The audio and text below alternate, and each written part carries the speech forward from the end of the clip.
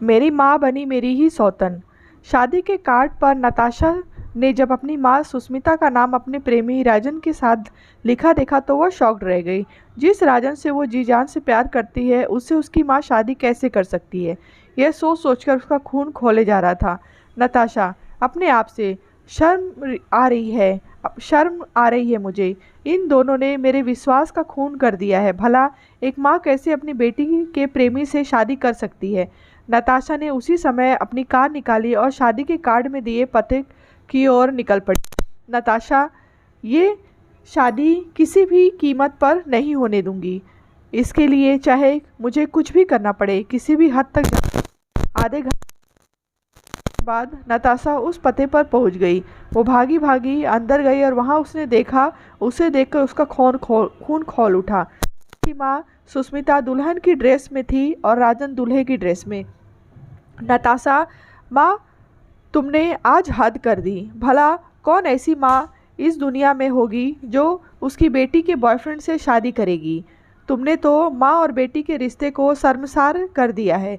सुस्मिता, मैं इस बारे में तुमसे कोई बात नहीं करना चाहती। नताशा, बिल्कुल सही। आप किस मुंह से मुझसे बात करेंगी? अरे शर्म आनी चाहिए, माँ होके सौतन बनने चली हैं। राजन, नताशा, तुम जाओ यहाँ से, यहाँ तमाशा मत खड़ा करो। नताशा, चुप, एकदम चुप। तमाशा मैंने खड़ा किया है या तुम दोनों ने? लेकिन मैं छोड़ूंगी नहीं तुम दोनों को। ये कहकर नताशा अपने साथ ली हुई बंदूक उन दोनों की तरफ तान देती। सुस्मिता, ये क्या कर रही हो तुम अपनी माँ पर गोली चलाओगी? तभी नताशा सुस्मिता पर गोली चला देती है। बंदूक से निकली गोली सीधे सुस्मिता के सीने पर लगती है और वह तड़पने लगती है। उसे इस तरह तड़पता देख राजन नताशा के हाथ से बंदूक छीन और उसकी तरफ तान कर गोली चला देता है। नताशा जोर से चीखती है। तभी नताशा एक चीख के साथ जाग जाती है। वो देखती है कि वो अपने बिस्तर पर है। नताशा, इसका मतलब वो सब कुछ सपने में देख रही थी। हे भगवान, ये सपना तो कभी भी सच हो सकता है। मुझे मुझे कुछ करना होगा, जल्दी कुछ करना होगा, नहीं तो कल को क्या पता मेरी माँ ही मेरी सौतन बन जाए। 21 साल पहले 25 साल की गर्भवती सुस्मिता को जब फ़ोन पर उसके पति के एक्सीडेंट की खबर दी गई तो उसके हाथ पैर कांपने लगे। सुस्मिता, ये क्या कह रहे हैं आप? मैं तुरंत आती हूँ। आप मुझे हॉस्पिटल का एड्रेस दीजिए। का पति राकेश एक मल्टीनेशनल कंपनी में मैनेजर था। आज सुबह ही जब वो ऑफिस के लिए निकल रहा था, राकेश, सुस्मिता, मैंने ऑफिस में छुट्टी के लिए अप्लाई कर दिया है। सुस्मिता, अरे अभी से ही? राकेश, अभी से मतलब अब तो 1 महीने ही कम बचा है हमारी डिलीवरी में। मैं चाहता हूँ कि मैं अब हर पल तुम्हारे साथ रहूँ, तुम्हारा और हमारे आने वाले बच्चे का ज़्यादा से ज़्यादा ख्याल रखूँ। सुष्मिता, आई love you Rakesh. Rakesh, I love you 2 3 4 5 6 7 8 9 10। Rakesh की बात सुनकर सुस्मिता खिलखिलाकर हंस पड़ी। राकेश ने भी मुस्कुराते हुए अपनी पत्नी को गले से लगा लिया। सुबह की बातें सोचकर सुस्मिता की आंखों में आंसू निकल जा रहे थे। ऑटो में बैठी वो पूरे रास्ते यही सोच रही जा रही थी कि हे भगवान, राकेश को ज़्यादा चोट ना लगी हो और वो जल्द से जल्द ठीक हो जाए। वो हॉस्पिटल पहुंची, लेकिन उसका पति जो सुबह सुबह हंसता मुस्कुराता हुआ ऑफिस से निकला था, वो सफ़ेद कपड़ों में लिपटा लेटा हुआ था। सुस्मिता अपने पति के निर्जीव शरीर को देख रही थी। सुस्मिता, राकेश, राकेश, आप तो मेरी डिलीवरी के लिए छुट्टी लेने वाले थे ताकि आप मेरा ख्याल रख सकें। अब इस तरह आप रखेंगे मेरा ख्याल? ये तो नाइंसाफ़ी है राकेश, नाइंसाफ़ी है। सुस्मिता लगातार रोए जा रही थी। तभी उसे गर्भ पीड़ा शुरू हो गई। सुस्मिता की हालत देखकर उसे तुरंत एडमिट कर दिया गया। अस्पताल में उसने एक बच्ची को जन्म दिया। अपनी छोटी सी बच्ची को जब उसने गले से लगाया तो उसे एक अलग तरह का सुकून मिला। उस नन्ही सी बच्ची की नाक और आंखें बिल्कुल राकेश की तरह थी। सुस्मिता उसे प्यार से देख रही थी और उससे बातें कर रही थी।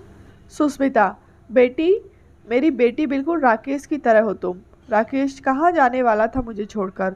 वो मुझे बहुत प्यार करता था ना, इसीलिए तो उसने तुम्हें मेरी गोद में डाल दिया।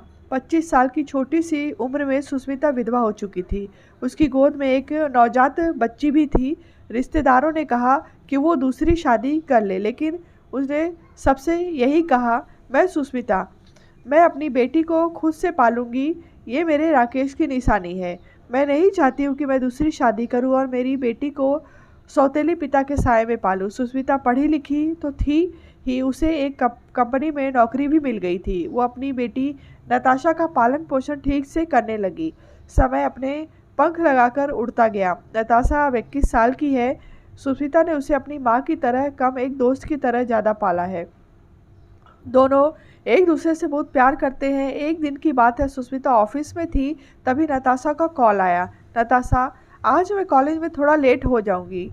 सुष्मिता, क्या बात है, कहीं जाना है क्या? नताशा, वो माँ, आज कॉलेज के बाद मूवी का प्लान है तो कॉलेज के बाद वहीं जाऊंगी। Sushmita, this is not fair. तुम अकेली अकेली फिल्म देखने जाओगी? नताशा, अरे मॉम, अकेली नहीं, किसी दोस्त के साथ जा रही हूँ।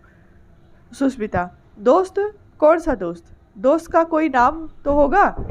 नताशा, क्या मॉम, तुम भी? उसका नाम राजन है, मेरे साथ ही पढ़ता है। सुष्मिता, ओके ठीक है, एक काम करना, मूवी के बाद मैं वहीं सिनेमा हॉल में ही आ जाऊंगी और तुम्हें पिक कर लूँगी। उस दिन पहली बार राजन अपनी गर्लफ्रेंड नताशा की माँ से सिनेमा हॉल के बाहर मिला था। जब वो उनसे मिला तो वह कहीं से ही भी उसकी माँ नहीं लग रही थी। राजन, अरे आंटी, आप तो कहीं से भी नताशा की माँ नहीं लगती, आप तो उसकी बहन लगती हैं। Sushmita, good joke. वैसे तुम दोनों दोस्त हो या उससे कुछ ज़्यादा? सुष्मिता के मुंह से ये सुनकर राजन थोड़ा देर सगे।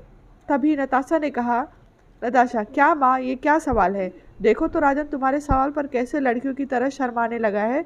राजन को सुष्मिता की माँ से मिलकर बहुत अच्छा लगा।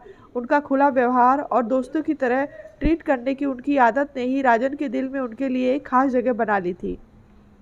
उस दिन के बाद जब भी वो नताशा से मिलता, उसकी माँ के बारे में ज़रूर पूछता। नताशा, अरे आजकल तुम मेरी माँ के बारे में ज़्यादा पूछते हो। चलो तुम्हें घर ही ले चलती हूँ माँ से मिलाने के लिए। वह राजन को लेकर घर ले आई। सुष्मिता उसे देखकर बहुत खुश हुई। फिर तो उस दोनों ने घंटों बातें की। राजन को उनसे बात करना बहुत अच्छा लग रहा था। उसे पता ही नहीं चला कि नताशा की माँ से बातें करते करते कब रात हो गई। नताशा, ओए, आज तुझे घर नहीं जाना क्या? रात होने को आई। राजन, ओ तेरी, 9 बज गए। असल में आंटी इतनी प्यारी बातें करती है कि समय का पता ही नहीं लगा। राजन को सुष्मिता के साथ अच्छा लगता था। उनसे बात कर वो नई नई चीज़ें भी जानता था, इसीलिए उन्हें वो और भी पसंद थी। वो इसलिए भी उनसे ज़्यादा प्रभावित था कि उसने अकेले ही संघर्ष करके नताशा की परवरिश की। बात उसे बहुत प्रेरणा देती थी। जब कभी भी वो निराश महसूस करता था तो वो सुष्मिता के पास आ जाता था। कभी कभी नताशा घर में नहीं होती थी तब भी। एक दिन की बात है, राजन और सुष्मिता हंस हंस कर बातें कर रहे थे, तभी नताशा बाहर से आई। उसने उन दोनों को इस तरह हंस हंस कर बातें करते देखा तो वह लगभग चीखती हुई बोली, नताशा, राजन, तुम यहाँ हो? पता है तुम्हें मैंने कितने कॉल किए, तुमने मेरा फ़ोन क्यों नहीं पिक किया? राजन, कब किया फ़ोन तुमने? ये कहते उसने अपना फ़ोन निकाला। उसका फ़ोन साइलेंट मोड पे था। ये लो, मेरा फ़ोन तो साइलेंट मोड पे था, कैसे पता चलता? नताशा, साइलेंट मोड पे था या जानबूझकर कर दिया था? राजन, ये तुम क्या कह रही हो? नताशा के मन में शक का बीज लग गया था और वो राजन और अपनी माँ के रिश्ते पर शक करने लगी। अब जब अभी राजन उससे उसकी माँ के बारे में पूछता तो वो उसकी बातों का कोई जवाब नहीं देती। यहाँ तक कि वो हर पल अपनी माँ और राजन पर नज़र रखने लगी थी। बहरहाल कुछ दिनों के बाद की बात है। उस दिन सुष्मिता की छुट्टी थी और राजन उनसे मिलने के लिए उनके घर आया हुआ था। नताशा उस समय कॉलेज में थी। राजन